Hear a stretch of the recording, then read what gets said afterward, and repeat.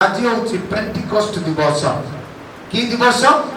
পেন্টিকস্ট সন্ডে বলি আজি সমগ্র জগতরে বিশ্বাসী মানে মন্ডলীর লোক মানে এই পেন্টিকস্ট সন্ডে কু সে পালন করতে। এই দিନରେ এক মহান কার্য পিতা পরমেশ্বর জগৎ মধ্যে করিଥିଲେ। আর সেই দিনকু স্মরণ করে আজি সমগ্র পৃথিবীরে মন্ডলীর লোক মানে পালন করতে। বড় প্রিয় লোক মানে স্মরণ করা যথেষ্ট নুহে, পালন করা যথেষ্ট নুহে, কিন্তু গোটিয়ে বিষয়কু আপনা জীবনে অনুভব করা গুরুত্বপূর্ণ বিষয়। পেন্টিকস্ট দিবস বিষয়ে আপন মানে যদি প্রেরিত পুস্তক পড়িবে 2 অধ্যায়ে লেখা আছে 120 জন শিষ্য শিষ্যা মানে সেমানে উপর কোঠরীরে বসি নিবিষ্ট চিত্তরে সেমানে প্রার্থনা করুଥିଲେ। কোন করুଥିଲେ? প্রার্থনা করি যিশুঙ্কর প্রতিজ্ঞা অনুসারে সেমানে পবিত্র আত্মাকে অপেক্ষা করুଥିଲେ। কারণ যিশু স্বর্গারোহণ করিবা পূର୍ବরু শিষ্য শিষ্যা মানকু কইଥିଲେ যে তুমি জেরুসালাম, জিহুদা, সামরিয়া বিভিন্ন অঞ্চলকু যাই সুসমাচার প্রচার করিবা পূର୍ବরু মু যে প্রতিজ্ঞা তোমাকে দেউছি সেই প্রতিজ্ঞার অপেক্ষারে রুহ। আর সে প্রতিজ্ঞা কোন লা? প্রেরিত 1 অধ্যায় 8 পদ যদি আমরা পড়িবা সেখানে লেখা আছে পবিত্র আত্মা তোমাকে উপরে অবতীর্ণ করিব, তুমি শক্তিরে পরিপূর্ণ হব, জেরুসালাম, জিহুদা, সামরিয়া এবং জগতর শেষ পর্যন্ত মোর সাক্ষী হব। ইহা ଥିଲା প্রভু যিশুঙ্কর প্রতিজ্ঞা। আর সেই প্রতিজ্ঞাকু শিষ্য মানে বিশ্বাস করি সে প্রতিজ্ঞাকু নিজ জীবনে সফলীকৃত হবার দেখিবা নিমন্তে সেমানে প্রার্থনা কলে। কেতে জন প্রার্থনা কলে? 120 জন সেমানে প্রার্থনা কলে। কিপরি প্রার্থনা কলে জানতি? এক মନରେ প্রার্থনা কলে, নিবিষ্ট চিত্তরে প্রার্থনা কলে, এক স্বরে প্রার্থনা কলে, লগাতার সেমানে প্রার্থনা কলে। আমারে দেখুଅଛୁ আর সেমানে যেতেবেলে প্রার্থনা করুଛନ୍ତି আর সেই পেন্টিকস্ট দিবসরে জেরুসালামরে অনেক লোক মানে পর্ব পালন করিবা পাই আসিଛନ୍ତି। আর সেই সমୟରେ যিশুঙ্কর প্রতিজ্ঞা সফল ହେଉଛି। ଆଉ ପବିତ୍ର ଆତ୍ମା ସ୍ୱର୍ଗରୁ ଅବତରଣ କରି ସେମାନଙ୍କ ସମସ୍ତଙ୍କ ଉପରେ ଅଧିଷ୍ଠାନ କଲେ ବୋଲି ଲେଖାଯାଇଛି। ପ୍ରେଜ୍ ଦ ଲର୍ଡ। ଅଧିଷ୍ଠାନ କଲେ ଆଉ ସେମାନେ ଯେଉଁ ଭାଷା ଜାଣି ନଥିଲେ ସେଇ ଭାଷା ସେମାନେ କହିବାକୁ ଆରମ୍ଭ କଲେ। ହାଲେଲୁୟା। ଯେଉଁ ଭାଷା ଜାଣି ନଥିଲେ, ଯେଉଁ ଭାଷା ସେମାନେ କହିପାରୁ ନଥିଲେ সেই প্রকার ভাষা ସେମାନେ କହିବାକୁ ଆରମ୍ଭ କଲେ। ମୋର ପ୍ରିୟ ଲୋକମାନେ, ଆଉ ସେ ଦିନ ଠାରୁ ପବିତ୍ର ଆତ୍ମାଙ୍କର କାର୍ଯ୍ୟ ମଣ୍ଡଳୀରେ ଯାହାକି ପୁରାତନ ନିୟମରେ ପ୍ରକାଶିତ ହୋଇ ନଥିଲା ସେହିପରି କାର୍ଯ୍ୟ ମଣ୍ଡଳୀରେ ପ୍ରକାଶିତ ହେଲା। ପ୍ରେଜ୍ ଦ ଲର୍ଡ। ଆଜି ଯଦି ଆମେ ଦେଖିବା, ଯଦି ପିତା ପରମେଶ୍ୱରଙ୍କ ବିଷୟରେ ମଣ୍ଡଳୀରେ ଯଦି ପ୍ରଚାର କରାଯାଏ, ପିତା ପରମେଶ୍ୱର କାହାର ଦ୍ୱନ୍ଦ୍ୱ ନଥାଏ, କାହାର ତର୍କ ବିତର୍କ ନଥାଏ, କାହାର ସନ୍ଦେହ ନଥାଏ, ପରମେଶ୍ୱର ଯେ ଆମମାନଙ୍କର ପିତା ଏ ଆମମାନେ ଗ୍ରହଣ କରିଥାଉ ନା ନାହିଁ? ଯଦି ଆମମାନେ ଯୀଶୁ ଖ୍ରୀଷ୍ଟ ଏ ଜଗତର ପ୍ରଭୁ, এই ଜଗତର ଉଦ୍ଧାରକର୍ତ୍ତା ଏହା ଯଦି ଆମମାନେ ପ୍ରଚାର କରୁ ମଣ୍ଡଳୀରେ ସମସ୍ତେ ଆନନ୍ଦରେ ଗ୍ରହଣ କରିଥାନ୍ତି ଯେ ଯୀଶୁ ଖ୍ରୀଷ୍ଟ ମୋର ପ୍ରଭୁ, ପିତା ପରମେଶ୍ୱର ମୋର ପିତା ଅଟନ୍ତି। କିନ୍ତୁ ଯେତେବେଳେ ପବିତ୍ର ଆତ୍ମାଙ୍କ ବିଷୟରେ ମଣ୍ଡଳୀରେ ପ୍ରଚାର କରାଯାଏ ଅନେକ ତର୍କ ବିତର୍କ, ଅନେକ ଆଲୋଚନା, ଅନେକ ଦ୍ୱନ୍ଦ୍ୱ, ଅନେକ বিতৃষ্ণার বিষয় মন্ডলী এবং বিশ্বাসী মান জীবনে দেখা যায়।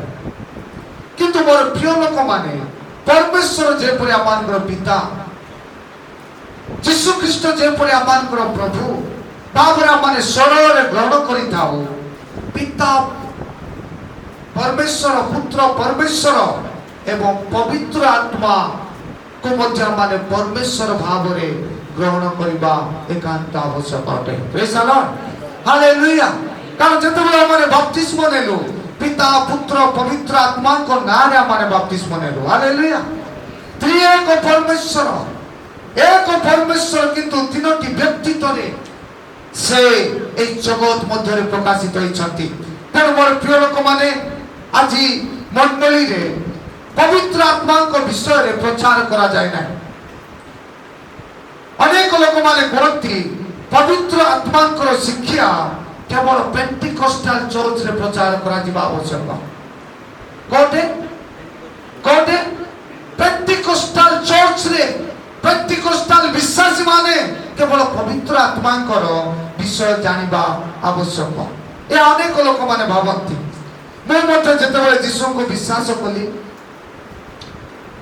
बाइबल कॉलेज गली सेवा कार्य कली विभिन्न मंडली को मु गली विभिन्न लोक मान को सहित जेतेबेले मु सहभागितारे आसिली सेमान को जीवन में मु देखिछि मोर अनुभूति रे मु कहउछि पवित्र आत्मा कहिले लोक माने पेंटिकोस्टल लोक मान को बुझंती का को बुझंती का को पेंटिकोस्टल लोक मान किंतु मोर प्रिय लोक माने आज मु आपण मान को कहबा पई चाहे पवित्र आत्मा केवल पेंटिकोस्टल लोक मान को पाई नुहे पवित्र आत्मा प्रत्येक विश्वासी मान को निमंत्रण दिया जाई अछि। Hallelujah, praise the lord, hallelujah.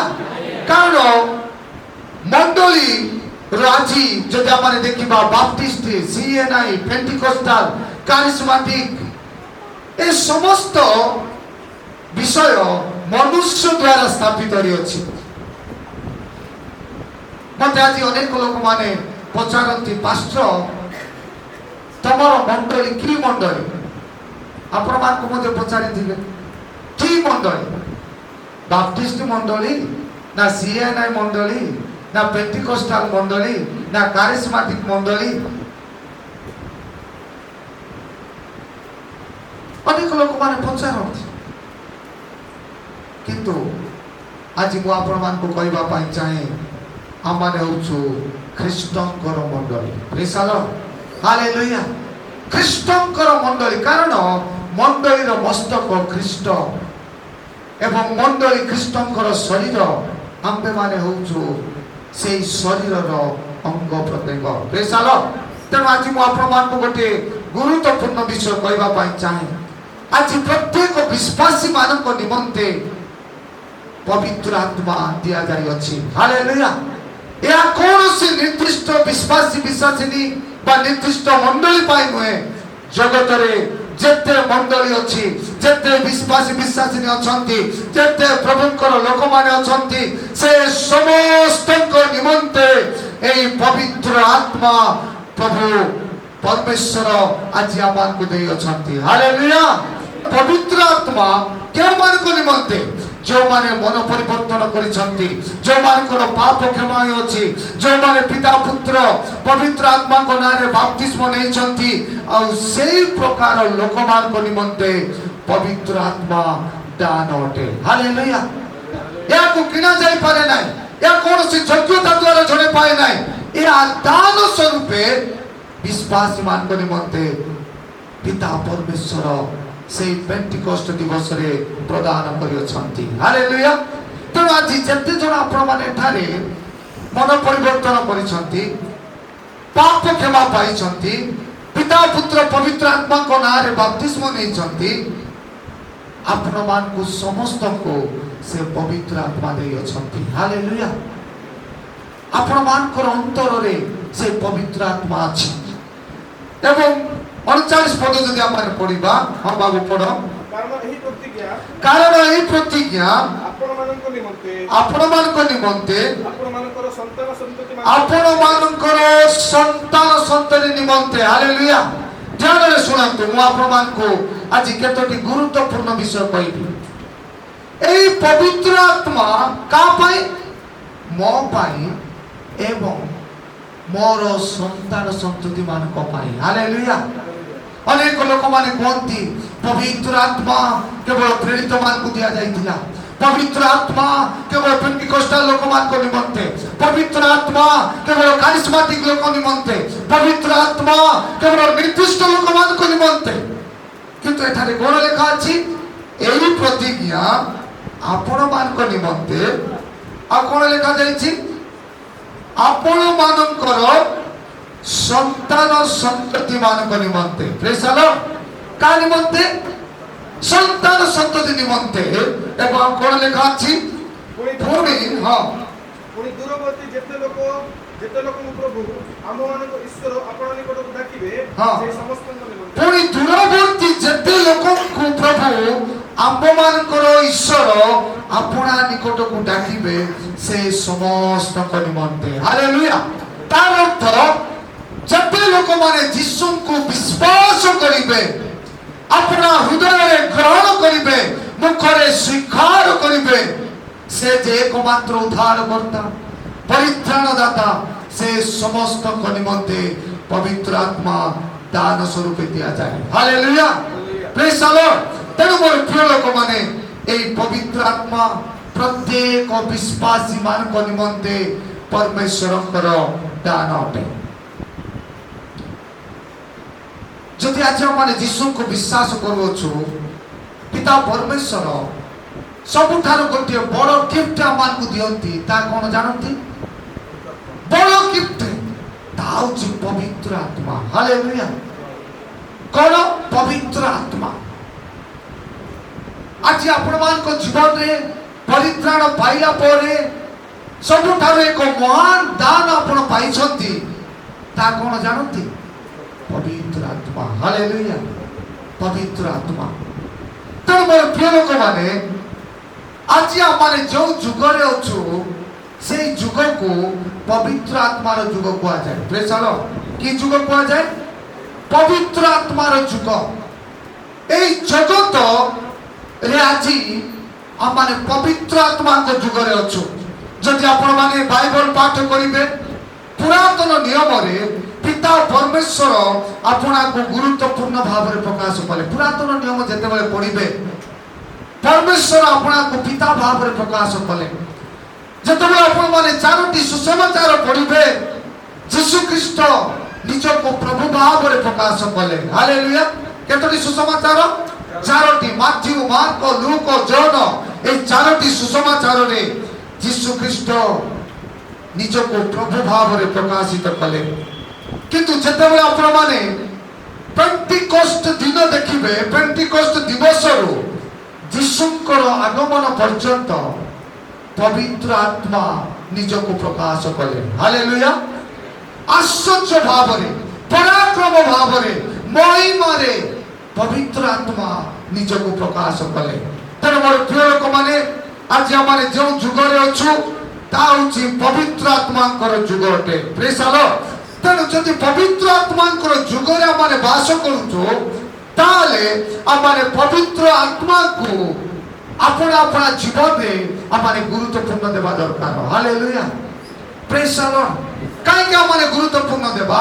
ପ୍ରଥମ ବିଷୟ, ଆମେ ପବିତ୍ର ଆତ୍ମାଙ୍କ ଯୁଗରେ ଅଛୁ। ପ୍ରେଜ୍ ଦ ଲର୍ଡ। କୋଉ ଯୁଗରେ ଅଛୁ? ପବିତ୍ର ଆତ୍ମାଙ୍କ ଯୁଗରେ। ଯଦି ଆପଣମାନେ ବାଇବଲ ପଢ଼ିବେ, ବାଇବଲରେ ଅନେକ ଯୁଗ ଅଛି। ଏକ ତ ଆଦମଙ୍କର ଯୁଗ, ସମସ୍ତେ କହିବା କି ଯୁଗ? ଆଦମଙ୍କର ଯୁଗ।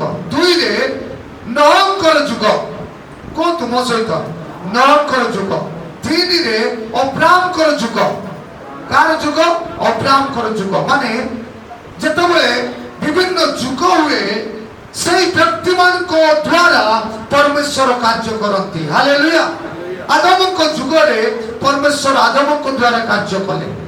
ନୋହଙ୍କ ଯୁଗରେ ପରମେଶ୍ୱର ନୋହଙ୍କ ଦ୍ୱାରା କାର୍ଯ୍ୟ କଲେ। ଅବ୍ରାମଙ୍କ ଯୁଗରେ ପରମେଶ୍ୱର କାହା ଦ୍ୱାରା କାର୍ଯ୍ୟ କଲେ? ଅବ୍ରାମଙ୍କ ଦ୍ୱାରା କାର୍ଯ୍ୟ କଲେ।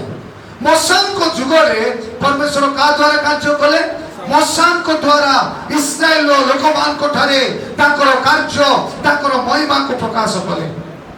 ଏବଂ ଦାଉଦଙ୍କ ଯୁଗ ଯୁଗରେ ପରମେଶ୍ୱର ଦାଉଦଙ୍କ ଦ୍ୱାରା ପ୍ରକାଶିତ ହେଲେ। ପ୍ରେଜ୍ ଦ ଲର୍ଡ। ଏବଂ ଯୀଶୁଙ୍କ ସମୟରେ ପ୍ରଭୁ ଯୀଶୁଙ୍କ ଦ୍ୱାରା ପରମେଶ୍ୱର କାର୍ଯ୍ୟ କଲେ। ହାଲେଲୁୟା। ପ୍ରେଜ୍ ଦ ଲର୍ଡ। ଏବଂ ଯୀଶୁଙ୍କର ସତ୍କାରଣ ପରେ ଯୀଶୁ କ୍ରୁଶରେ ମୃତ୍ୟୁବରଣ କଲେ, ସମାଧି ହେଲେ, ତୃତୀୟ ଦିବସରେ କଣ ହେଲେ? ସେ ପୁନରୁତ୍ଥିତ ହେଲେ। ଆଉ ଯେତେବେଳେ ସେ ସତ୍କାରଣ କଲେ, ସତ୍କାରଣ ପୂର୍ବରୁ ସେ କହିଲେ ମୁଁ ପିତାଙ୍କ ନିକଟକୁ ଯାଉଛି, ପିତାଙ୍କ ଠାରେ ମୁଁ ପ୍ରାର୍ଥନା କରିବି, ଆଉ ତୁମମାନଙ୍କ ସଙ୍ଗରେ ସଦା ସର୍ବଦା ରହିବା ପାଇଁ ସେ ଏକ ସାହାଯ୍ୟକାରୀଙ୍କୁ ଦେବେ। ସେ ସାହାଯ୍ୟକାରୀ ଅର୍ଥାତ୍ ପବିତ୍ର ଆତ୍ମା। ପ୍ରେଜ୍ ଦ ଲର୍ଡ।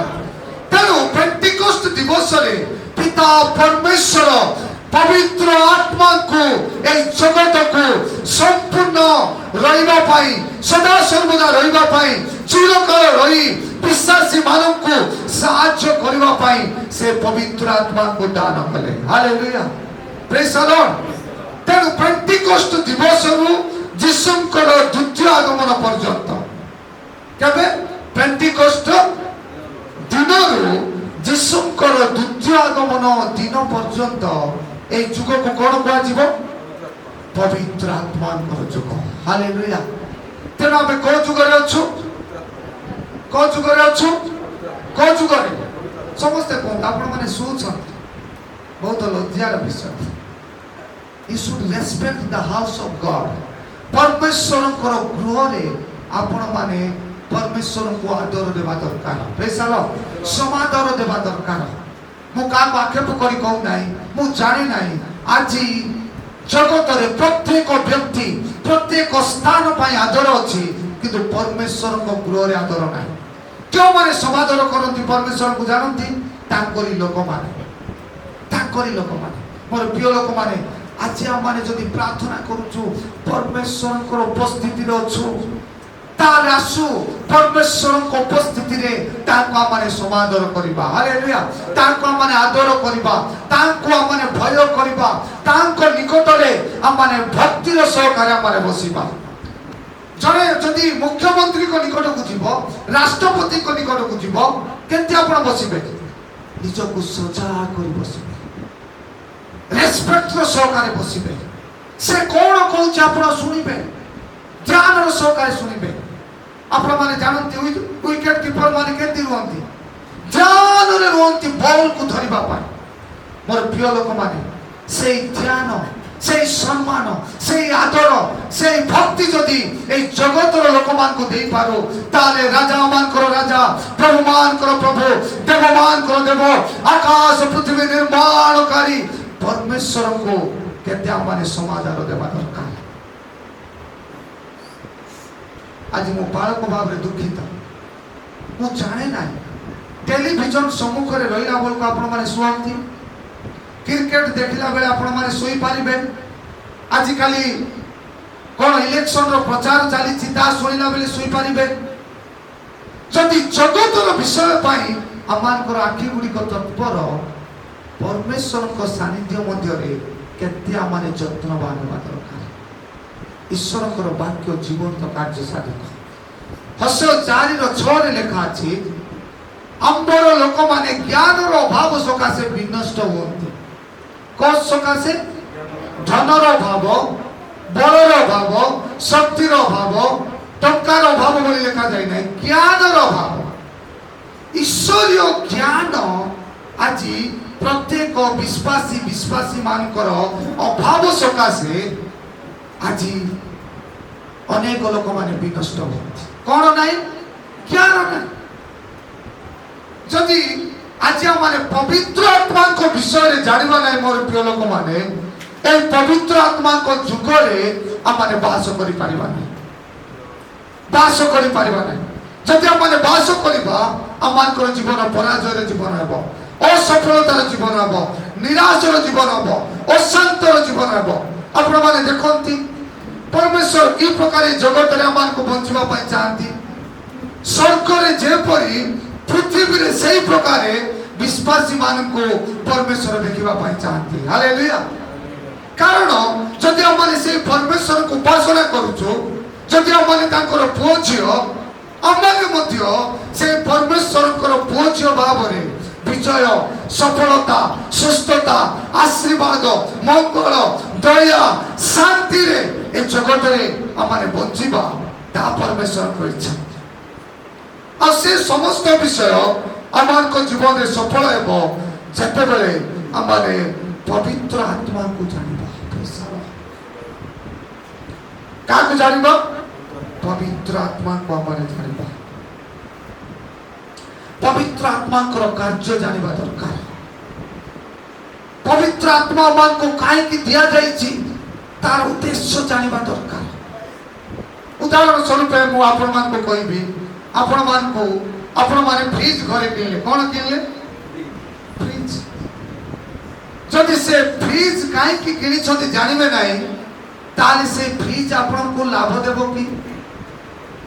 ଆପଣ ଫ୍ରିଜ କିଣିକି କୋଉଠି ରଖିବେ? ବେଡରୁମରେ ରଖିଥିବେ, ତାର ସେ କଥା ନାହିଁ। ଫ୍ରିଜର କାର୍ଯ୍ୟ, ଫ୍ରିଜ କାହିଁକି କିଣା ହେଇଛି, ଫ୍ରିଜ କ'ଣ ଆମକୁ ଉପକାର କରେ, ଫ୍ରିଜ ଦ୍ୱାରା ମାନେ କ'ଣ ମଙ୍ଗଳ ପାଇଥାଉ, ସାହାଯ୍ୟ ପାଇଥାଉ, ତାହା ଜାଣିବା ଦରକାର। ଉଦାହରଣ ସ୍ୱରୂପ ଆପଣଙ୍କୁ ଜଣେ କେହି ମୋବାଇଲ ଆପଣଙ୍କୁ ଦେଲେ, ଯଦି ମୋବାଇଲର ଉପକାର ଆପଣ ଜାଣିନାହାନ୍ତି, ବ୍ୟବହାର ଜାଣିନାହାନ୍ତି, ଏ ମୋବାଇଲ ଲକ୍ଷେ ଟଙ୍କା ଦାମ ରହିଥିଲେ ମଧ୍ୟ ଆପଣଙ୍କ ପାଇଁ କୌଣସି ଉପକାରରେ ଆସିବ ନାହିଁ। ଆସିବ କି? ଆସିବ। ଠିକ ସେଇ ପ୍ରକାରେ ଆଜି ଆମେ ଯେତେବେଳେ ପବିତ୍ର ଆତ୍ମାଙ୍କ ଯୁଗରେ ଅଛୁ, ଯଦି ପବିତ୍ର ଆତ୍ମାଙ୍କର ଗୁରୁତ୍ୱପୂର୍ଣ୍ଣତାକୁ ଆମେ ଜାଣିନାହୁଁ, ପବିତ୍ର ଆତ୍ମାଙ୍କର ଇମ୍ପୋର୍ଟାନ୍ସକୁ ଜାଣିନାହୁଁ, ପବିତ୍ର ଆତ୍ମା କିଏ, ତାଙ୍କର କାର୍ଯ୍ୟ କ'ଣ, ତାଙ୍କୁ କାହିଁକି ଆମକୁ ଦିଆଯାଇଛି ଯଦି ଆମେ ଜାଣିନାହୁଁ, ତାହେଲେ ସେ କୌଣସି ଆମଙ୍କର ଉପକାରରେ ଆସିବେ ନାହିଁ। ପ୍ରଥମ କରନ୍ଥୀୟ 12:1 ଲେଖା ଅଛି, ହେ ଭାଇମାନେ, ହେ ଭଉଣୀମାନେ, କେବଳ ଭାଇ ମୁଁ କହିବା ପାଇଁ ଚାହେଁ, ହେ ଭାଇମାନେ, ହେ ଭଉଣୀମାନେ, ଆତ୍ମିକ ଦାନ ସମ୍ବନ୍ଧରେ ଯେ ତୁମ୍ଭେମାନେ ଅଜ୍ଞ ଥାଅ, ଏହା ମୋର ଇଚ୍ଛା ନୁହେଁ। କି ବିଷୟରେ ଅଜ୍ଞ ଥାଅ ମାନେ କ'ଣ? ଡିସପ୍ଲେ ହେଉଛି? ଓ ଗୁଡ୍, ଥ୍ୟାଙ୍କ ୟୁ। ହେ ଭାଇମାନେ, ଆତ୍ମିକ ଦାନ ମୁଁ ଏଠାରେ କହିବା ପାଇଁ ଚାହେଁ, ହେ ଭାଇମାନେ, ପବିତ୍ର ଆତ୍ମା ଏବଂ ପବିତ୍ର ଆତ୍ମାଙ୍କ ଦାନ କ'ଣ? ପବିତ୍ର ଆତ୍ମା ଏବଂ ପବିତ୍ର ଆତ୍ମାଙ୍କ ଦାନ ସମ୍ବନ୍ଧରେ ତୁମ୍ଭେମାନେ ଯେ ଅଜ୍ଞ ଥାଅ, ଅଜ୍ଞ ମାନେ କ'ଣ? ଅଜ୍ଞ ମାନେ ଅଜଣାତ, କ'ଣ? ଅଜଣା ଥାଅ, ଏହା ମୋର ଇଚ୍ଛା ନୁହେଁ। ମାନେ ପବିତ୍ର ଆତ୍ମାଙ୍କ ବିଷୟରେ ମଣ୍ଡଳୀର ଲୋକମାନେ ଅଜ୍ଞାନତାରେ ରୁହନ୍ତୁ, ଅଜଣାତାରେ ରୁହନ୍ତୁ, ତାହା ପରମେଶ୍ୱରଙ୍କର ଇଚ୍ଛା ନୁହେଁ। ଆପଣ ଇଚ୍ଛା କରିପାରନ୍ତି ମତେ ପବିତ୍ର ଆତ୍ମାଙ୍କ ବିଷୟରେ ଜାଣିବା ଦରକାର ନାହିଁ, ପବିତ୍ର ଆତ୍ମା କିଏ ମୋର ଦେନା ଲେନା ନାହିଁ, ସେଇଟା ପେଣ୍ଟିକୋଷ୍ଟାଲ ଲୋକ, ଚିତ୍କାର କରୁଥିବା ଲୋକ, ଅଧିକ ତାଳି ମାରିବାର ଲୋକ, ସେଇଟା ଧଳା ପୋଷାକ ପିନ୍ଧିବାର ଲୋକ, କିଏ କିଏ କହିବେ, ଏ ମୋ ପାଇଁ ଦରକାର ନାହିଁ। କିନ୍ତୁ ମୋର ପ୍ରିୟ ଲୋକମାନେ, ପାଉଲ କରନ୍ଥୀୟ ମଣ୍ଡଳୀର ଲୋକମାନଙ୍କୁ ଲେଖୁଛନ୍ତି, ହେ ଭାଇମାନେ, ପବିତ୍ର ଆତ୍ମା ଏବଂ ତାଙ୍କର ଦାନ ସମ୍ବନ୍ଧରେ ତୁମ୍ଭେମାନେ ଯେ ଅଜଣାତ ଥାଅ, ଅଜ୍ଞାନରେ ରୁହ, ଅବୁଝାରେ ରୁହ, ନ ଜାଣିକି ରୁହ, ଏହା ମୋର ଇଚ୍ଛା ନୁହେଁ। ତାର ଅର୍ଥ ଯଦି ଆମେ ଅପୋଜିଟ୍ ପଢିବା, ପାଉଲ କ'ଣ ଚାହୁଁଛନ୍ତି? ମଣ୍ଡଳୀର ଲୋକମାନେ ସମସ୍ତେ ପବିତ୍ର ଆତ୍ମାଙ୍କ ଦାନ ସମ୍ବନ୍ଧରେ ଜାଣନ୍ତୁ, ତାହା ହେଉଛି ପରମେଶ୍ୱରଙ୍କର ଇଚ୍ଛା। ହାଲେଲୁୟା। ତା ମୋର ଇଚ୍ଛା ନୁହେଁ, ତା ଆପଣମାନଙ୍କର ଇଚ୍ଛା ନୁହେଁ। ପରମେଶ୍ୱରଙ୍କର ଇଚ୍ଛା କ'ଣ? ଆମେ ପବିତ୍ର ଆତ୍ମାଙ୍କ ବିଷୟରେ ଜାଣିବା, ତାଙ୍କର ଦାନ ବିଷୟରେ ଜାଣିବା, ତା ପରମେଶ୍ୱରଙ୍କର ଇଚ୍ଛା। ହାଲେଲୁୟା। ତେଣୁ ମୋର ପ୍ରିୟ ଲୋକମାନେ, ଆଜି ଆପଣମାନେ ଇଚ୍ଛା କରୁଛନ୍ତି କି? ଆଜି ଆପଣମାନେ ଚାହୁଁଛନ୍ତି କି? ଆଜି ଆପଣମାନେ ପ୍ରାର୍ଥନା କରୁଛନ୍ତି କି, ପ୍ରଭୁ ମୁଁ ପବିତ୍ର ଆତ୍ମାଙ୍କୁ ଜାଣିବି, ପବିତ୍ର ଆତ୍ମାଙ୍କର ଦାନ ବିଷୟରେ ଜାଣିବି, ପବିତ୍ର ଆତ୍ମାଙ୍କର সেই শক্তি ମୋ ଜୀବନରେ ମୁଁ ଅନୁଭବ କରିବି ଯଦି ଏହା ମାନଙ୍କର ଇଚ୍ଛା ତାହେଲେ ମୋର ପ୍ରିୟ ଲୋକମାନେ ନିଶ୍ଚୟ ପ୍ରଭୁ ତାଙ୍କର ବାକ୍ୟ ଦ୍ୱାରା ମାନଙ୍କୁ କଥା କହିବେ, ନିଶ୍ଚୟ ମାନଙ୍କୁ କଥା କହିବେ। ତେଣୁ ମାନେ ଅଳ୍ପ କିଛି ବିଷୟ ଆମେ ଆଜି ଦେଖିବା ପବିତ୍ର ଆତ୍ମାଙ୍କ ବିଷୟରେ। ପବିତ୍ର ଆତ୍ମା କିଏ ମୁଁ ଆଜି ଆପଣମାନଙ୍କୁ ସଂକ୍ଷିପ୍ତ ଭାବରେ କହିବା ପାଇଁ ଚାହେଁ। ପବିତ୍ର ଆତ୍ମା କିଏ କିଏ କହିପାରିବେ କି ମଣ୍ଡଳୀରେ ପବିତ୍ର ଆତ୍ମା କିଏ? ଆପଣ ମାନଙ୍କର କଣ ଚିନ୍ତା, ଆପଣ ମାନଙ୍କର କଣ ଜ୍ଞାନ ଅଛି? ଅଜ୍ଞ ରୁହ ଇଚ୍ଛା ନୁହେଁ, ଆମେ କଣ ଜାଣିଛୁ ତା ମାନେ କହିବା। ପବିତ୍ର ଆତ୍ମା କିଏ? ସୁଇଟ୍ ସିଷ୍ଟର ସେଲନି, ଗ୍ଲୋରି, ଅମୃତା ଭଉଣୀ, সোনালী ভৌণী, ডবলি ভৌণী, অনুপমা দিদি, নর্মদা মা, পারকত সমস্তଙ୍କର ନାଁ ଜାଣିଛି। ନେଉଲି ସିଷ୍ଟର କହିବେ। ଓକେ, ପିଙ୍କି ଭଉଣୀ, ହଁ ଯାହା ବି ହଉ ସେ ଶୀଘ୍ର କହିଦେଲେ। କ'ଣ? ଉତ୍ତମ ଉତ୍ତମ ଚାଳକ। Okay good. ଆଉ କିଏ କହିବେ? ଆଜ୍ଞା ମାନେ ସାହାଯ୍ୟକାରୀ। ଗୁଡ୍।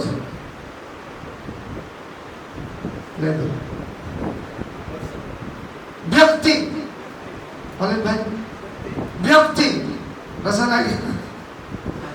ସାହାଯ୍ୟକାରୀ। ବୋଲ ଭାଇ, ସାହାଯ୍ୟକାରୀ। ସମସ୍ତେ ଆଜ୍ଞା ସାହାଯ୍ୟକାରୀ।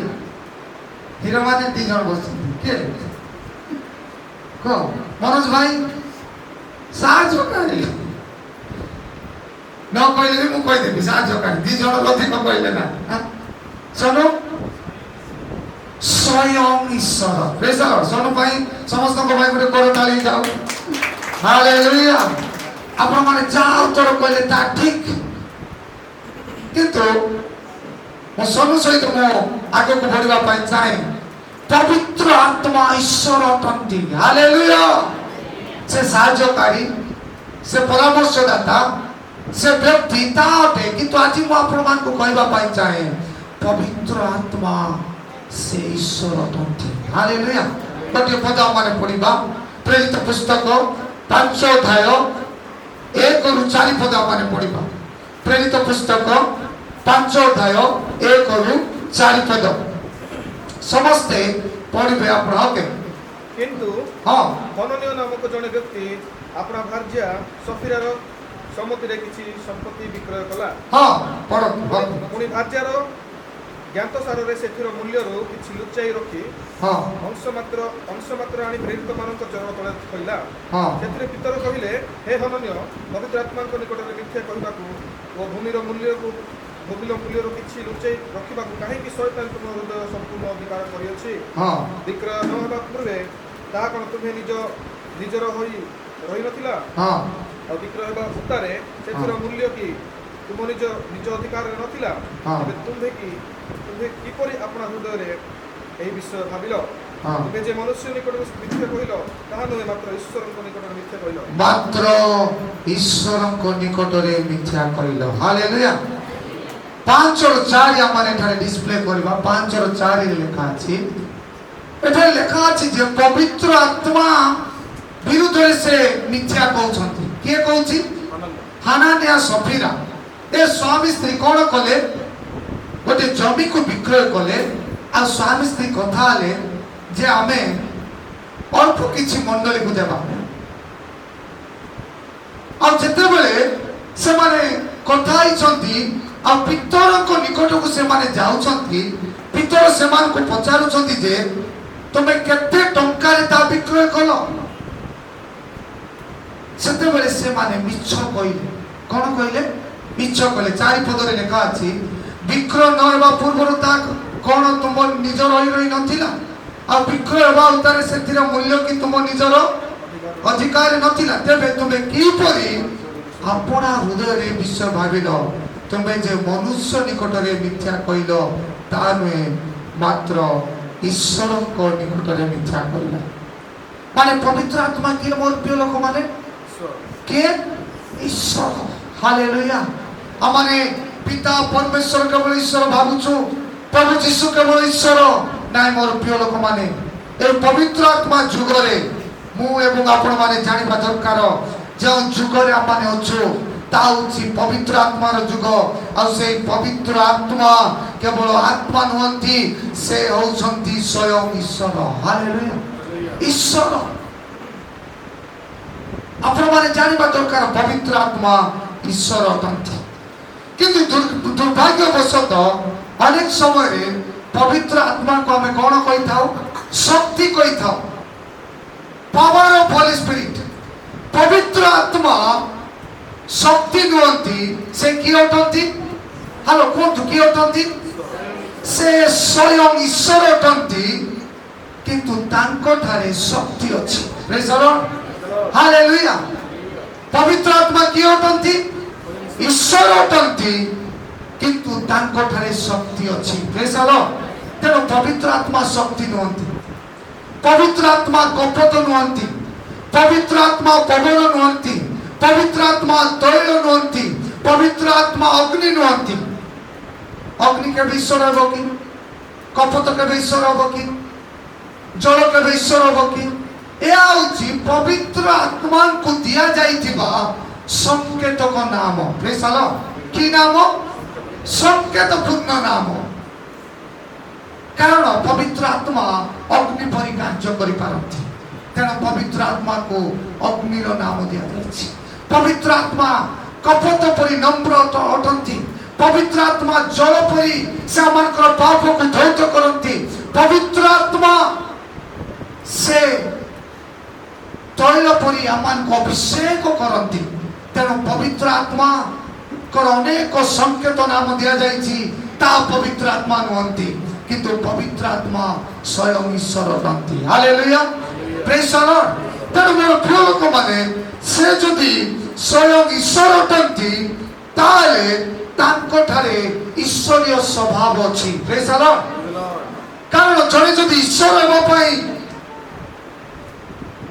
ନିଜକୁ ପ୍ରକାଶ କରେ ତାହେଲେ ତାଠାରେ ଈଶ୍ୱରୀୟ ସ୍ୱଭାବ ରହିବା ଦରକାର ଉଦାହରଣ ସ୍ୱରୂପ ମୁଁ ମନୁଷ୍ୟ ତାହେଲେ ମୋ ଠାରେ କି ସ୍ୱଭାବ ରହିବା ଦରକାର ମନୁଷ୍ୟ ସ୍ୱଭାବ ଯଦି ବିଲେଇ ଠାରେ କି ସ୍ୱଭାବ ରହିବ ମନୁଷ୍ୟ ସ୍ୱଭାବ ବିଲେଇ ସ୍ୱଭାବ ଯଦି କୁକୁର ତା ଠାରେ କି ସ୍ୱଭାବ କୁକୁର ସ୍ୱଭାବ ତେଣୁ ପ୍ରତ୍ୟେକ ଜୀବ ତାର ସ୍ୱଭାବ ନେଇ ଏ ଜଗତରେ ଥାନ୍ତି ତେଣୁ ପବିତ୍ର ଆତ୍ମା ଯଦି ଈଶ୍ୱର ତାହେଲେ ପବିତ୍ର ଆତ୍ମାଙ୍କ ଠାରେ ଈଶ୍ୱରୀୟ ଗୁଣ ସ୍ୱଭାବ ଅଛି ପ୍ରେଜ୍ ଦ ଲର୍ଡ ତେଣୁ ଆମମାନେ ଦେଖିବା ମୁଁ ଆପଣମାନଙ୍କୁ 4ଟି ଈଶ୍ୱରୀୟ ସ୍ୱଭାବ କହିବି ଯାହାକି ପବିତ୍ର ଆତ୍ମାଙ୍କ ଠାରେ ଅଛି ସେ ଅନନ୍ତକାଳୀନ ଆତ୍ମା ଅଟନ୍ତି ପ୍ରେଜ୍ ଦ ଲର୍ଡ କି ଆତ୍ମା ଅନନ୍ତକାଳୀନ ଆତ୍ମା ଅଟନ୍ତି ସେ ସର୍ବଶକ୍ତିମାନ ଅଟନ୍ତି ସେ ସର୍ବବ୍ୟାପୀ ଅଟନ୍ତି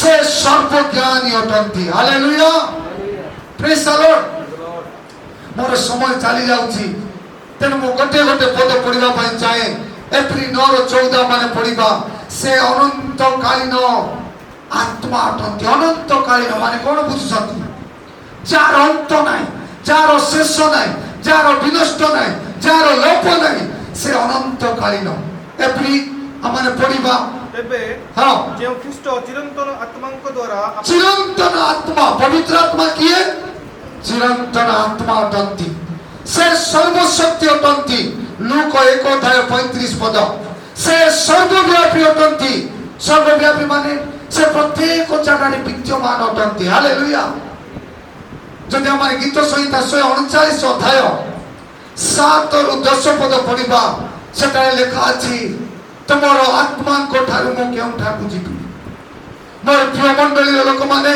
ପବିତ୍ର ଆତ୍ମା ସେ କେବଳ ଈଶ୍ୱର ନୁହନ୍ତି ସେ ଈଶ୍ୱର ଭାବରେ ସେ ଅନନ୍ତକାଳୀନ ଅଟନ୍ତି ସେ ସର୍ବଶକ୍ତିମାନ ଅଟନ୍ତି ସେ ସର୍ବବ୍ୟାପୀ ଅଟନ୍ତି ହାଲେଲୁୟା ସର୍ବବ୍ୟାପୀ ମାନେ କ'ଣ ବୁଝୁଛନ୍ତି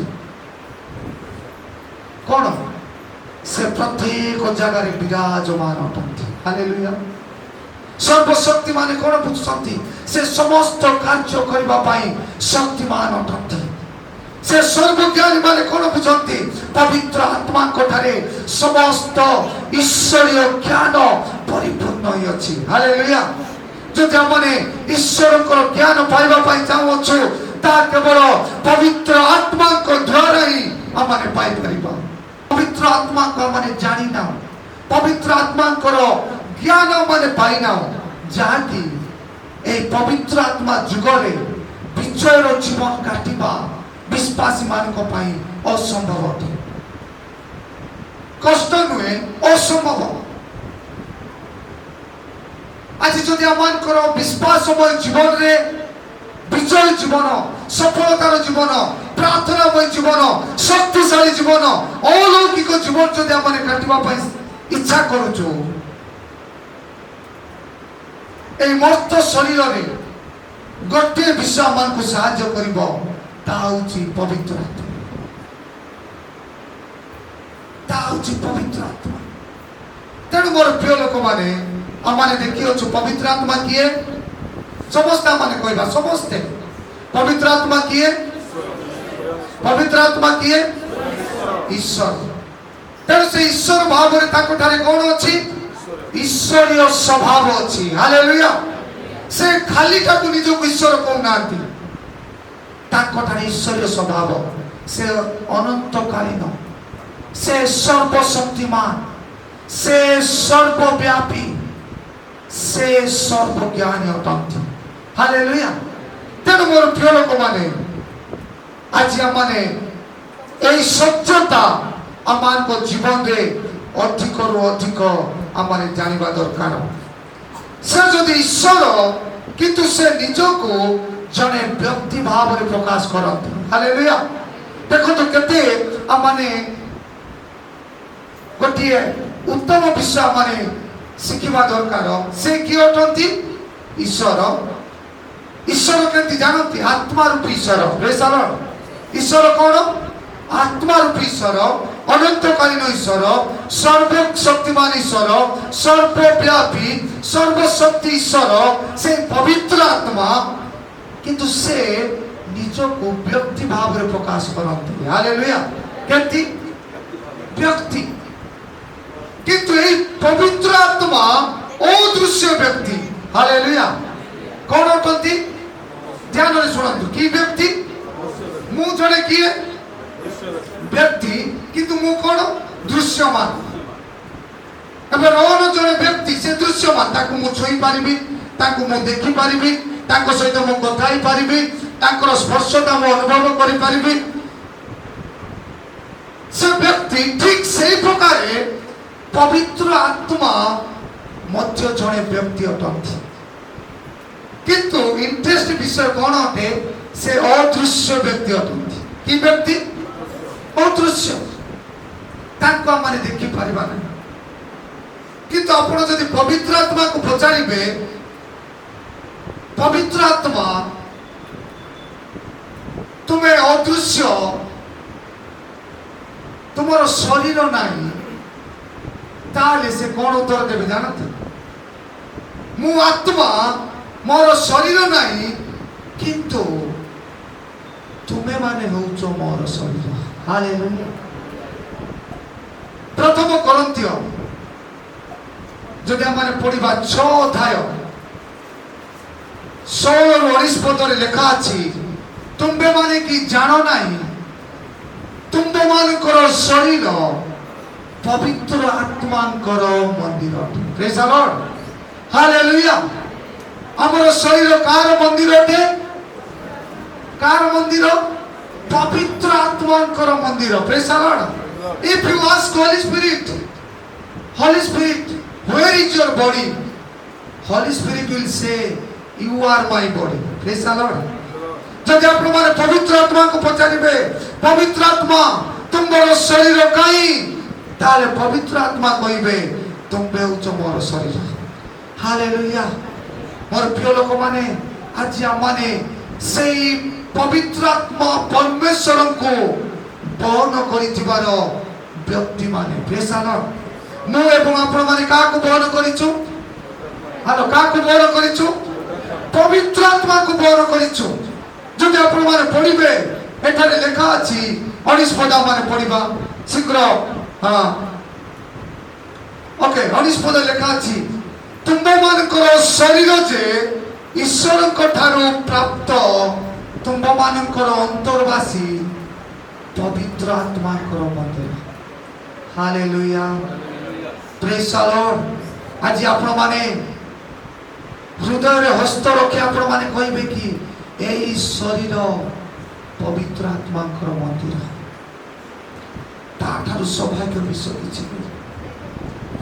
ମୋର ପ୍ରିୟ ଲୋକମାନେ ଆଜି ଆପଣମାନେ ଶିକ୍ଷିତ ହୁଅନ୍ତୁ ଅଶିକ୍ଷିତ ହୁଅନ୍ତୁ, ଆପଣ ଦୁର୍ବଳ ହୁଅନ୍ତୁ ସବଳ ହୁଅନ୍ତୁ, ଆପଣ ଧନୀ ହୁଅନ୍ତୁ ଗରିବ ହୁଅନ୍ତୁ, ଆପଣ ସହରର ହୁଅନ୍ତୁ ଗ୍ରାମର ହୁଅନ୍ତୁ, ଯେକୌଣସି ବ୍ୟକ୍ତି ହୁଅନ୍ତୁ ନା କାହିଁକି, ଆପଣ ଯଦି ଯୀଶୁଙ୍କୁ ବିଶ୍ୱାସ କରିଛନ୍ତି ଉଦ୍ଧାର ପ୍ରାପ୍ତ ହୋଇଅଛନ୍ତି, ଆପଣମାନେ ହେଉଛନ୍ତି ସେଇ ପବିତ୍ର ଆତ୍ମା ଈଶ୍ୱରଙ୍କର ମନ୍ଦିର ଅଟନ୍ତି। ହାଲେଲୁୟା। এই ସତ୍ୟତା ଆଜି କେବଳ ମଣ୍ଡଳୀରେ ପ୍ରଚାର ହେବା ଯଥେଷ୍ଟ ନୁହେଁ। ଏ ସତ୍ୟତା ଆମମାନଙ୍କର ଦୈନନ୍ଦିନ ଜୀବନରେ ଆମମାନେ ଜାଣିବା ଦରକାର। ହାଲେଲୁୟା। କାହିଁକି ଆଜି ଆମମାନେ ବିଜୟର ଜୀବନ କାଟି ପାରୁନାହୁଁ? କାହିଁକି ଆମମାନେ ସଫଳତାର ଜୀବନ କାଟି ପାରୁନାହୁଁ? କାହିଁକି ଆମମାନେ ଅନ୍ଧକାରରୁ ବିଜୟ ଜୀବନ କାଟି ପାରୁନାହୁଁ? କାହିଁକି ଆଜି ଆମମାନେ ଶୈତାନର କାର୍ଯ୍ୟକୁ ପରାଜୟ କରିପାରୁନାହୁଁ? କାରଣ ଆମମାନେ ଭୁଲି ଯାଉଛୁ ଯେ ଆମମାନେ ହେଉଛୁ ପବିତ୍ର ଆତ୍ମାଙ୍କର ମନ୍ଦିର। ପ୍ରେଜ୍ ଦ ଲର୍ଡ। ହାଲେଲୁୟା। ଆଜି ଶୈତାନର ବିଷୟକୁ ଆମମାନେ ଭୟ କରୁଛୁ, ମନ୍ଦ ଆତ୍ମାର ବିଷୟକୁ ଭୟ କରୁଛୁ। କେଉଁମାନେ ମନ୍ଦ ଆତ୍ମାକୁ ଭୟ କରନ୍ତି? କେଉଁମାନେ ଦୁଷ୍ଟ ଆତ୍ମାକୁ ଭୟ କରନ୍ତି? କେଉଁମାନେ କରୁଛନ୍ତି କୁହନ୍ତୁ? କାହିଁକି ଆମମାନେ କରୁନାହୁଁ? କାରଣ ବାକ୍ୟରେ ଲେଖା ଅଛି ଯେ ଜଗତରେ ଅଛି ତାଠାରୁ ମହାନ ବ୍ୟକ୍ତି ଆମମାନଙ୍କର ଅନ୍ତରରେ ଅଛନ୍ତି। ହାଲେଲୁୟା। ପ୍ରେଜ୍ ଦ ଲର୍ଡ। ହାଲେଲୁୟା। ମୋର ପ୍ରିୟ ଲୋକମାନେ ଜଗତର ଆତ୍ମା ଠାରୁ ମହାନ ଆତ୍ମା ପବିତ୍ର ଆତ୍ମା ଆଜି ଆମମାନଙ୍କର ଅନ୍ତରରେ ବାସ କରନ୍ତି। ହାଲେଲୁୟା। ପ୍ରେଜ୍ ଦ ଲର୍ଡ। ଆଉ ସେ ଜଣେ ବ୍ୟକ୍ତି ଅଟନ୍ତି। ଯଦି ଆମମାନେ ଜୈନଲିଖିତ ସୁସମାଚାର 14 ଅଧ୍ୟାୟ 16 ପଦ କେହି ଜଣେ ପଢନ୍ତୁ। ଜୈନଲିଖିତ ସୁସମାଚାର 14 ଅଧ୍ୟାୟ 16 ଏବଂ 17 ପଦ। ଆପଣମାନେ କିଛି ଶିଖୁଛନ୍ତି? ହ୍ୟାଲୋ ନା ଘରକୁ ଯିବା ପାଇଁ ଇଚ୍ଛା? କିଛି ଶିଖନ୍ତୁ, ତା ମୋର ଇଚ୍ଛା ମୋର ପ୍ରିୟ ଲୋକମାନେ। କାରଣ ଏହି ଶିକ୍ଷା ଆପଣମାନଙ୍କୁ ପ୍ରତ୍ୟେକଟି ବିଷୟରେ ବିଜୟ ଜୀବନ କାଟିବା ପାଇଁ ସାହାଯ୍ୟ କରିବ। ଜନ 14 ଅଧ୍ୟାୟ 16 ଏବଂ 17 ପଦ। ଆଉ ମୁଁ ପିତାଙ୍କୁ ଅନୁରୋଧ କରିବି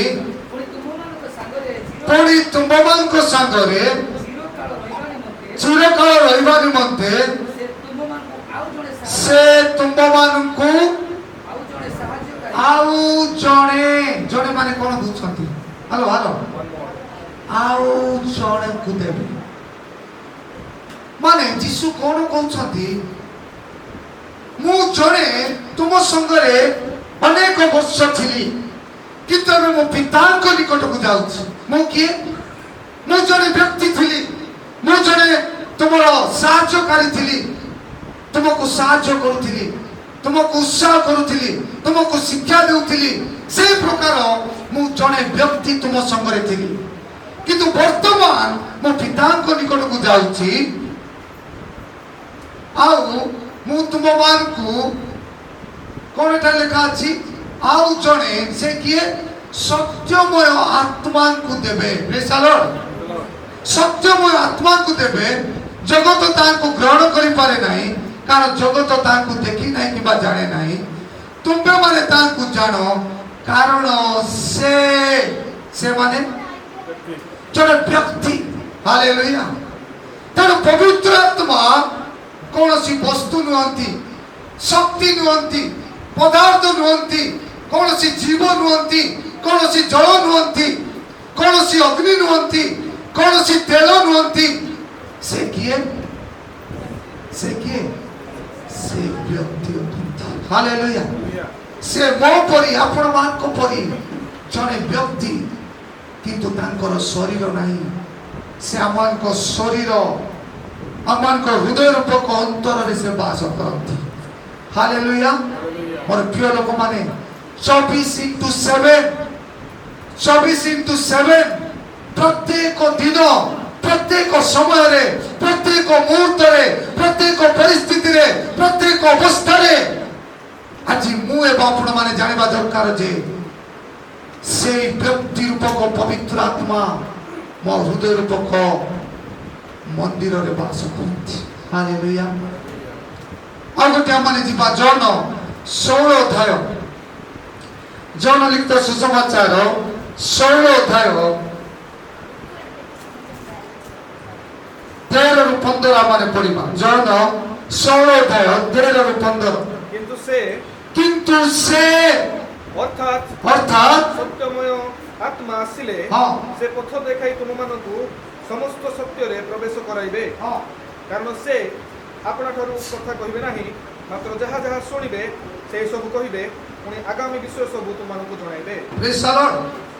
ଏଠାରେ ଯଦି ଆପଣ ଦେଖିବେ ପବିତ୍ର ଆତ୍ମା ଜଣେ ବ୍ୟକ୍ତି ଭାବରେ ପ୍ରକାଶିତ ହୋଇଛନ୍ତି। କଣ ଲେଖା ଅଛି? ସତ୍ୟମୟ ଆତ୍ମା ଆସିଲେ ସେ କିଏ ଲେଖା ଅଛି? ସେ ପଥ ଦେଖାଇବେ, ତୁମମାନଙ୍କୁ ସମସ୍ତ ସତ୍ୟରେ ପ୍ରବେଶ କରାଇବେ। କାରଣ ସେ ଆପଣା ଠାରୁ କଥା କହିବେ ନାହିଁ, ମାତ୍ର ଯାହା ଯାହା ଶୁଣିବେ ସେ ସବୁ କହିବେ, ପୁଣି ଆଗାମୀ ବିଷୟ ସବୁ ତୁମକୁ ଜଣାଇବେ। 14 ସେ ମୋତେ ଗୌରବାନ୍ୱିତ କରିବେ, କାରଣ ସେ ମୋ ବିଷୟ ଜାଣି ତୁମକୁ ଜଣାଇବେ। 15 ଯାହା ଯାହା ପିତାଙ୍କର ସେଇ ସବୁ ମୋର, ଏହେତୁ ମୁଁ କହିଲି ସେ ମୋର ବିଷୟ ଜାଣି ତୁମମାନଙ୍କୁ ଜଣାଇବେ। ଯଦି ଇଂଲିଶ ବାଇବଲ ପଢିବେ ପ୍ରତ୍ୟେକ ଜାଗାରେ ହି ସାଲ୍ ଲେଖା ହେଇଛି। କାହାକୁ ହି ବୋଲି କୁହାଯିବ? ଜଣେ ବ୍ୟକ୍ତିକୁ ସେ ବୋଲି କୁହାଯାଏ।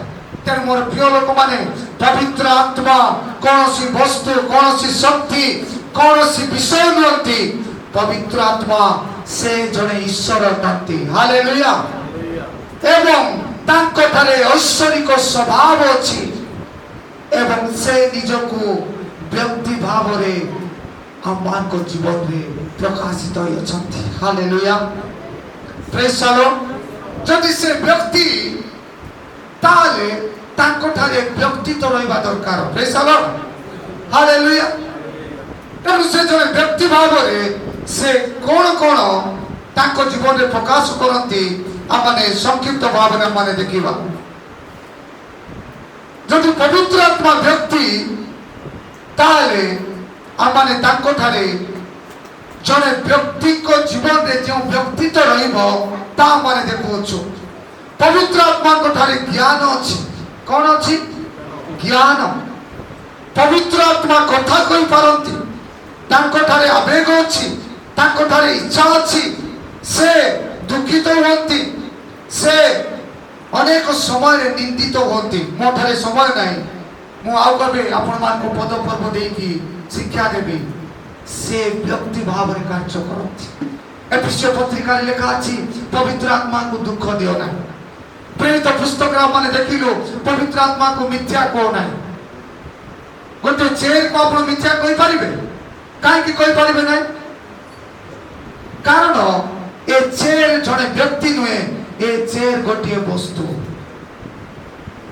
ଆପଣ ଅଗ୍ନିକୁ ମିଥ୍ୟା କହିପାରିବେ, ତେଲକୁ ମିଥ୍ୟା କହିପାରିବେ, ଜଳକୁ ମିଥ୍ୟା କହିପାରିବେ। କାହିଁକି କହିପାରିବେ ନାହିଁ? କାରଣ ତାଙ୍କଠାରେ ବ୍ୟକ୍ତିତ୍ୱ ନାହିଁ। ମନୁଷ୍ୟ ଠାରେ କେବଳ ବ୍ୟକ୍ତିତ୍ୱ ଅଛି। ଠିକ ସେହି ପ୍ରକାରେ ପବିତ୍ର ଆତ୍ମା ସେ ନିଜକୁ ବ୍ୟକ୍ତି ଭାବରେ ଆମ ନିକଟରେ ପ୍ରକାଶିତ ହୁଅନ୍ତି। ହାଲେଲୁୟା। ତେଣୁ ଶେଷରେ ମୁଁ ଆପଣମାନଙ୍କୁ କହିବା ପାଇଁ ଚାହେଁ, ଯଦି ପବିତ୍ର ଆତ୍ମା ଜଣେ ବ୍ୟକ୍ତି, ସେ ଈଶ୍ୱର, ତାହେଲେ ଆମ୍ଭମାନଙ୍କୁ କାହିଁକି ପବିତ୍ର ଆତ୍ମା ଦିଆଯାଇଛି? ଆମେ ଦେଖୁଛୁ ପବିତ୍ର ଆତ୍ମା ଆମମାନଙ୍କ ହୃଦୟରେ ଅଛି। ଅଛି ନା ନାହିଁ? ବିଶ୍ୱାସ କରନ୍ତୁ। ଆଜି ଖ୍ରୀଷ୍ଟିଆନ ସମାଜରେ ଦୁର୍ଭାଗ୍ୟର ବିଷୟ ଜାଣନ୍ତି, डॉक्टर मानकर कथा जेते विश्वास करबे प्रभुंकर कथा सेते विश्वास करबे लोक मानकर कथा जेते विश्वास करिवे प्रभुंकर वाक्य को विश्वास करती नाही ता होची विश्वासी मानकर गोटे दुर्भाग्यजनक विषय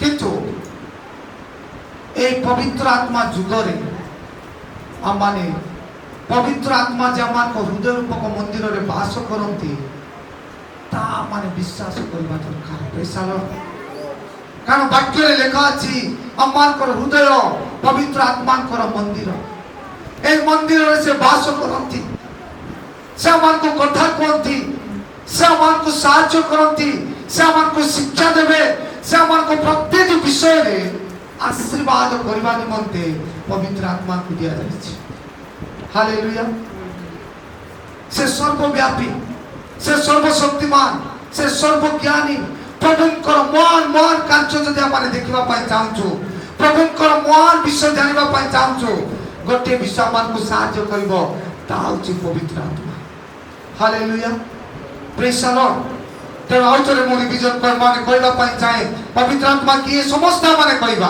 पवित्र आत्मा ईश्वर तांको थारे ईश्वरीय स्वभाव अछि कोन कोन अछि से अनंत कालीन से सर्वशक्तिमान से सर्वज्ञानी से सर्वव्यापी किंतु से आत्मा रूपी पवित्र आत्मा से आमान को जीवन रे से व्यक्ति भाव रे प्रकाशित होंती हालेलुया से व्यक्ति भाव रे और तांको थारे जो व्यक्ति तो अछि ता माने जानि अछो से जड़े व्यक्ति अटंती हालेलुया तेणु चारोटी विषय मु कोई समाप्त करिबी काहे कि पवित्र आत्मा को आमान को जीवन दे दिया जायछि प्रथम विषय पवित्र आत्मा जड़े व्यक्ति को भिन्न व्यक्ति भाव रे गठन करबा पय दिया जायछि प्रेज द लॉर्ड भिन्न भिन्न ए जगतर लोकमान को ठारू आमान को भिन्न करबा पय पवित्र आत्मा को दिया जायछि जदि आमान प्रथम सामुएल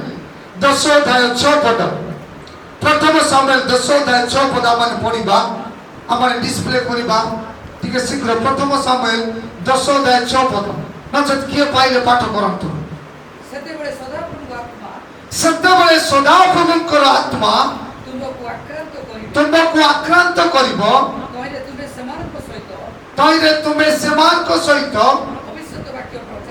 भविष्यत वाक्य प्रचार करिबो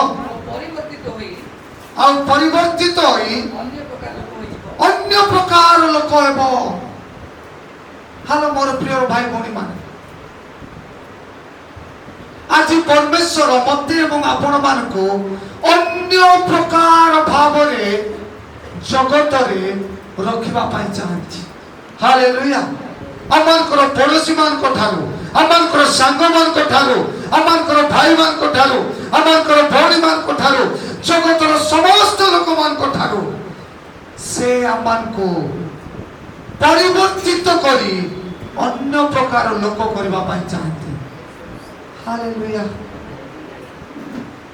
आज देखंतु आज अमान को जीवन को हमने समीक्षा करिबा अन्य मान को ठारू आज मु भिन्न की इंग्लिश बाइबल लिखा अछि से कोन करिबो अमान को टर्न इनटू अनदर मैन से कोन करिबो अमान को परिवर्तन करबा पाई पवित्र आत्मा को दिया जाय छै प्रेज द लॉर्ड आज जदि आपण माने देखिबे आज अनेक ख्रिस्टियन माने परिवर्तन जीवन काटी पारु ना जदि पूर्वर मिछ कहथिबे बे मध्य मिछ पूर्वर रागु थिबे एबे मध्य राग पूर्वर ठकु थिबे एबे मध्य ठक पूर्वर हिंसा थिबे एबे मध्य हिंसा नाइ मोर प्रिय लोक से अमान को एक अलौकिक भाव रे परिवर्तन करबा पाई अमान को हृदय रूपक मंदिर को आसी छंती हालेलुया प्रेज द लॉर्ड परिवर्तन अलौकिक परिवर्तन जानती सुपर नेचुरल हुए से अमान को जीवन रे कार्य करबा पाई चाहती जा जी पर्यंत चक्षु देखि नाही जा कर्ण सुनी नाही जा मनुष्य देखि नाही সেই প্রকার ব্যক্তি ভাବରେ সে আমাকে গঠন করিবা পাই চাহান্তি। ଆପଣ ମାନେ ଜାଣନ୍ତି ପିତରଙ୍କର ଜୀବନ ଯଦି ଦେଖିବା, ଯେଉଁ ପିତର ଯୀଶୁଙ୍କୁ କେତେ ଥର ସ୍ୱୀକାର କଲେ? 3 ଥର ସ୍ୱୀକାର କଲେ। ସେ ପିତର ଯେତେବେଳେ ପବିତ୍ର ଆତ୍ମାରେ ପରିପୂର୍ଣ୍ଣ ହେଲେ, ସେ ପିତର ଯେତେବେଳେ ପବିତ୍ର ଆତ୍ମାଙ୍କର ଉପସ୍ଥିତିକୁ ଅନୁଭବ କଲେ, ସେଇ ପିତର ଯେତେବେଳେ ପ୍ରଚାର କଲେ, 3000 ଲୋକମାନେ ଯୀଶୁଙ୍କୁ ବିଶ୍ୱାସ କଲେ। ସେଇ ପିତର ଯେତେବେଳେ ମନ୍ଦିରକୁ ଗଲେ, সেই পিতর লেঙ্গড়াକୁ চলাই পারিলে। সেই পিতর যেତେବେଳେ প্রচার কলে, মৃত মানে জীবিত হলে। সেই পিতর যেତେବେଳେ প্রচার কলে, অনেক লোকମାନେ প্রভুଙ୍କ নিকটକୁ আসিলে। সেই অলৌকিক কার্য পবিত্র আত্মা আমাଙ୍କ জীবନରେ କରିବା ପାଇଁ ଆସିଛନ୍ତି। ହାଲେଲୁୟା। অলৌকিক কার্য, সুপার ন্যাচুরাল ওয়ার্ক, যা মনুষ্য କରିପାରେ ନାହିଁ, যা মনুষ্য দ্বারা সম্ভব নাই, যা মনুষ্যর শক্তিরে ହୁଏ নাই, সেই প্রকার অলৌকিক কার্য পবিত্র আত্মা বিশ্বাসী ମାନଙ୍କ দ্বারা କରିବା ନିମନ୍ତେ ସେ ସେମାନଙ୍କ ହୃଦୟରେ ବାସ କରନ୍ତି। ହାଲେଲୁୟା। ଆପଣମାନେ ନିଜକୁ ସାଧାରଣ ମନେ କରନ୍ତୁ ନାହିଁ। ଆପଣମାନେ ହେଉଛନ୍ତି ଏ ଜଗତର ସବୁଠାରୁ ବହୁମୂଲ୍ୟ ଲୋକମାନେ। କାରଣ ଜଗତକୁ ଯିଏ ସୃଷ୍ଟି କଲା, সেই ପରମେଶ୍ୱରଙ୍କର ଆତ୍ମା ଆପଣଙ୍କ ସଙ୍ଗରେ ଅଛି। ହାଲେଲୁୟା। କିନ୍ତୁ ଆମେ ବେଳେବେଳେ ମୁଁ କିଛି ନୁହେଁ, ମୁଁ ପାପୀ, ମୁଁ ଅଧାର୍ମିକ, ମୁଁ ଏ ଘରେ ଜନ୍ମ ହେଲି କାହିଁକି, ମୋ ସଙ୍ଗରେ କିଏ ନାହାନ୍ତି। ଆଜି ମୁଁ କହିବା ପାଇଁ ଚାହେଁ, ଆପଣଙ୍କ ସଙ୍ଗରେ କିଏ ଥାନ୍ତୁ କିମ୍ବା ନଥାନ୍ତୁ, ଆପଣଙ୍କ ସଙ୍ଗରେ ପରମେଶ୍ୱରଙ୍କର ସେଇ ପବିତ୍ର ଆତ୍ମା ବାସ କରୁଅଛନ୍ତି। ହାଲେଲୁୟା। ଆଉ ସେଇ ଆତ୍ମା ଯାହା ଭିତରକ ଜୀବନରେ କଲେ, ତା ଆପଣଙ୍କ ଜୀବନରେ କରିବା ପାଇଁ ଚାହାନ୍ତି। ଆମେନ୍। ହାଲେଲୁୟା। କେବଳ ଆମକୁ ଜାଣିବା ଦରକାର ଯେ ମୋ ଠାରେ ପବିତ୍ର ଆତ୍ମା ଅଛନ୍ତି। ଯେତେବେଳେ ଆମେ ପ୍ରାର୍ଥନା କରିବା, ରୋଗୀମାନେ ସୁସ୍ଥ ହେବେ, ମୃତମାନେ ଜୀବିତ ହେବେ, ଲେଙ୍ଗଡ଼ାମାନେ ଚାଲିବେ, ମୂକମାନେ କଥା କହିବେ, ବଧିରମାନେ ଶୁଣିବେ, ଅନ୍ଧମାନେ ଦେଖିବେ। ସେଥିପାଇଁ ପବିତ୍ର ଆତ୍ମା ଆମକୁ ଦିଆଯାଇଛି, ଆମମାନେ ଯେପରି ପରିବର୍ତ୍ତିତ ହେବା। ହାଲେଲୁୟା। ପ୍ରେଜ୍ ଦ ଲର୍ଡ। ଆମଙ୍କର ଜୀବନ ପରିବର୍ତ୍ତନ ହେବ, ଆମଙ୍କର କଥା ପରିବର୍ତ୍ତନ ହେବ, ଆମଙ୍କର ଚାଲିଚଳନ ପରିବର୍ତ୍ତନ ହେବ, ଆମଙ୍କର କାର୍ଯ୍ୟ ପରିବର୍ତ୍ତନ ହେବ, ଆମଙ୍କର ଚିନ୍ତା ପରିବର୍ତ୍ତନ ହେବ। କାରଣ ବର୍ତ୍ତମାନ ଆମଙ୍କର ଏହି ଶରୀରରେ କିଏ ବାସ କରୁଛନ୍ତି? ପବିତ୍ର ଆତ୍ମା। ଆମେ ପରିବର୍ତ୍ତନ ହୋଇପାରିବା ନାହିଁ, କିନ୍ତୁ ଆମଠାରେ ଯିଏ ଅଛି ସେ ଆମକୁ ପରିବର୍ତ୍ତନ କରିବ, ଯେତେବେଳେ ଆମେ ତାଙ୍କଠାରେ ସମର୍ପିତ ହେବା। ହାଲେଲୁୟା। ମାଟି କେତେବେଳେ ଗୋଟିଏ ଉତ୍ତମ ପାତ୍ର ହୋଇଥାଏ? ହ୍ୟାଲୋ ହ୍ୟାଲୋ ଶୁଣନ୍ତୁ, ମାଟି କେତେବେଳେ ଉତ୍ତମ ପାତ୍ର ହୋଇଥାଏ? ଯେତେବେଳେ ସେ ଭୂମିରେ ଥାଏ, ଯେତେବେଳେ ସେ କୌଣସି ଏକ ସ୍ଥାନରେ ଥାଏ, ସେ ମାଟି କୌଣସି କାର୍ଯ୍ୟରେ ଯୋଗ୍ୟ ହୋଇନଥାଏ। କିନ୍ତୁ ଯେତେବେଳେ ସେଇ ଭୂମିର ମାଟି କୁମ୍ଭାର ହସ୍ତକୁ ଯାଏ, ସେ କୁମ୍ଭାର ହସ୍ତରେ ବିଭିନ୍ନ ସୁନ୍ଦର ସୁନ୍ଦର ପାତ୍ର ସେ ମାଟି ଦ୍ୱାରା ଗଠିତ ହୋଇଥାଏ। ହାଲେଲୁୟା। ମୋର ପ୍ରିୟ ଲୋକମାନେ, ପବିତ୍ର ଆତ୍ମା ଆପଣଙ୍କ ହୃଦୟରେ ଅଛି, ତା କିଛି ଉପକାର ହେବ ନାହିଁ। କିନ୍ତୁ ଯେତେବେଳେ ଆପଣମାନେ ନିଜ ଜୀବନକୁ ପବିତ୍ର ଆତ୍ମାଙ୍କର ହସ୍ତରେ ସମର୍ପଣ କରିବେ, ସେତେବେଳେ ଆପଣମାନଙ୍କୁ ସେ ପରିବର୍ତ୍ତନ କରି ଭିନ୍ନ ବ୍ୟକ୍ତି ଭାବରେ ଗଠନ କରିବେ। ହାଲେଲୁୟା। ଆପଣମାନେ କହିପାରନ୍ତି, ପାଷ୍ଟର ଏତେ ଦିନ ପବିତ୍ର ଆତ୍ମା ମୋ ଠାରେ ରହିଲେ ମୁଁ କିଛି ପରିବର୍ତ୍ତନ ହୋଇନାହିଁ। କାହିଁକି ପରିବର୍ତ୍ତନ ହୋଇନାହାନ୍ତି? ପବିତ୍ର ଆତ୍ମା ଆପଣଙ୍କର ହୃଦୟରେ ଅଛନ୍ତି, କିନ୍ତୁ ଆପଣମାନେ ପବିତ୍ର ଆତ୍ମାଙ୍କ ହୃଦୟରେ ନାହାନ୍ତି।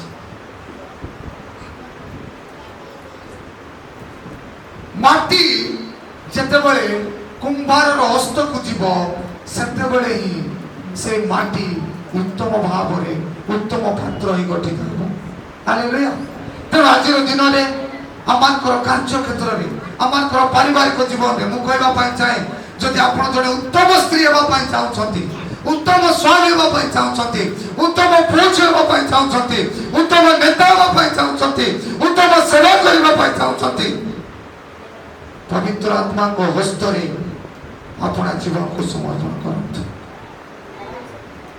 तांकर इच्छा रे तांकर इंगित रे तांकर चालना रे जदि आमाने चालित हेबा मोर प्रिय लोक माने आज आपण माने जे प्रकार अछंती आसंता काली से प्रकार नथिबे आपण परिवर्तित होई अन्य एक लोक भावरे ए जगत रे देखा जिवे हालेलुया तेणु पवित्र आत्मा काई के अमान को दिया जाईची हम माने जे परी परिवर्तित होई एक अन्य व्यक्ति हेबा द्वितीय विषय मु कहबा पई चाहे पवित्र आत्मा ईश्वरंकर गुप्त विषय गुडी को जने व्यक्ति को प्रकाश करबा निमंते दिया जाईची कि विषय गुप्त विषय गुप्त गुप्त तेणु ग्रंथरे लिखा अछि जा चक्षु देखि नाही जा कर्ण सुनी नाही जा जगतर लोक माने जानि नांती से प्रकार गुप्त विषय परमेश्वर तांकर लोक मान को निमंते संचय करिसंती हेलो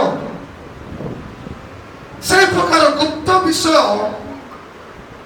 आमान को निकट रे प्रकाशित हेबो जते बेले आमाने पवित्र आत्मा कोठारे समर्पित हेबा हालेलुया तेरे मोर प्रिय लोक माने जदि आपण माने जन लिखित सुसमाचार 16 अध्याय 13 रु 15 पद घरे घरे पढ़िबे से तुमको सत्य मार्ग रे कढाई नेबे से तुमको परमेश्वर को विषय रे जणाइबे से तुमको परमेश्वर को गौरव निमंते व्यवहार करिबे ता होची पवित्र आत्मा को कार्य हालेलुया आज आमाने जदि परमेश्वर को गौरव परमेश्वर को महिमा परमेश्वर को आश्चर्य कर्म परमेश्वर को से महान कार्य गुडी को देखिबा पई जदि चाहछु आज पर्यंत आमाने देखि ना आज पर्यंत आमाने सुनी ना आज पर्यंत आमाने भाबी ना आज पर्यंत आमाने संकल्प करि ना जदि आमाने पवित्र आत्मा कोठारे बसीभूत हेबा समर्पित हेबा ताको ठारे लागि रहिबा ताले से समस्त विश्व से आम निकट रे प्रकाश करिबे एवं तृतीय विषय में कहबा पई चाहे पवित्र आत्मा एथि निमंते दिया जाईची जेपरी आमाने शारीरिक अभिलाष रो आमाने विजय हेबा प्रेसरो शारीरिक अभिलाष ए जगत रे जते दिन पर्यंत आमाने जीवित अछु ए शरीर रो अभिलाष ए जगत रे थिबो किंतु परमेश्वर एथिपाई आमान को पवित्र आत्मा देइछंती जे आमाने शारीरिक अभिलाष रो हमें कोन हेबा विजय हेबा प्रेसरो कोन हेबा विजय हेबा किंतु विजय हेबा के जने पढंतु गलातिय 5:16 शीघ्र माने पढिबा गलातिय 5:16 hallelujah praise the lord thank you Jesus मोर भाबोई आत्मा को द्वारा आचरण करो ताले तुम्बे माने शरीर रो अभिलाष पूर्ण करिबो ना कोन कले प्लीज कोंतु शारीरिक अभिलाष कोन आपण जानंती गलातिय पुस्तक जदि आपण पढिबे व्यभिचार कामना ईर्ष्या मंद क्रोध ए शारीरिक अभिलाष आगमन कोठारे अछि अछि ना नहीं ए समस्त शारीरिक अभिलाष रो जदि आमाने विजय हेबा पई चाहछु ताले आमाने आत्मा को द्वारा आचरण करो किंतु इंग्लिश बाइबल रे सुंदर लिखा अछि कोन लिखा अछि पढ़ पढ़ आपण माने पढ़ंतु This I say them walk in the praise the Lord walk in the spirit देखो तो उदाहरण स्वरूप रोहन आत्मा मुख्य विश्वासी तेणु परमेश्वर वाक्य लेखा अच्छी तुम्हें जो आत्मा को द्वारा आचरण इंग्लिश रे लेखा अच्छी walk in the spirit walk माने कौन चलिबा तेणु मुझे रन को सहित मु चलिबी रन किए कौन किए एग्जांपल पवित्र आत्मा मु जाने জানিবার ଅଛି যে ପବିତ୍ର ଆତ୍ମା ମୋ ଅନ୍ତରରେ ଅଛନ୍ତି। ପବିତ୍ର ଆତ୍ମା ଜଣେ ବ୍ୟକ୍ତି, ପବିତ୍ର ଆତ୍ମା ଜଣେ ପରମେଶ୍ୱର। ସେ କଥା କହିପାରନ୍ତି, ସେ ବିଜୟ ଦେଇପାରନ୍ତି, ସେ ମୋତେ ଶକ୍ତି ଦେବେ।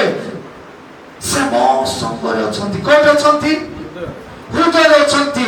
ତାହେଲେ ମୁଁ କଣ କରିବାର ଅଛି? ଯେ ମୁଁ ଆତ୍ମାଙ୍କ ସହିତ ଚାଲିବାର ଅଛି। ପ୍ରେଜ୍ ଦ ଲର୍ଡ, ହାଲେଲୁୟା। ଚାଲିବାର ଅଛି କାହା ସହିତ? କାହା ସହିତ? ଆତ୍ମାଙ୍କ ସହିତ। କେମିତି? ଅନେକ।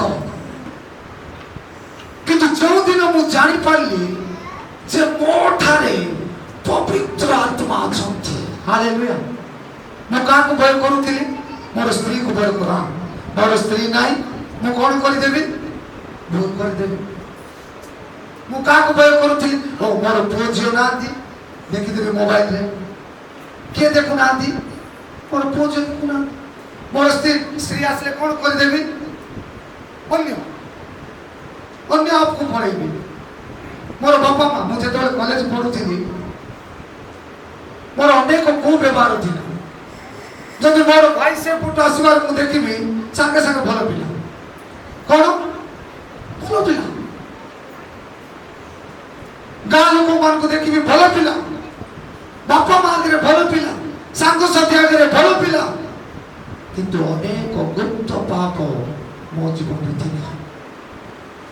କିନ୍ତୁ ଯେଉଁଦିନ ମୁଁ ଜାଣିବାଟା ଖାଲି ଯଥେଷ୍ଟ ନୁହେଁ, ମୋ ଜୀବନରେ ମୁଁ ଅନୁଭବ କଲି ମୁଁ ଆଉ ଏକା ନୁହେଁ, ମୋ ସହିତ ପବିତ୍ର ଆତ୍ମା ଅଛନ୍ତି। ହାଲେଲୁୟା।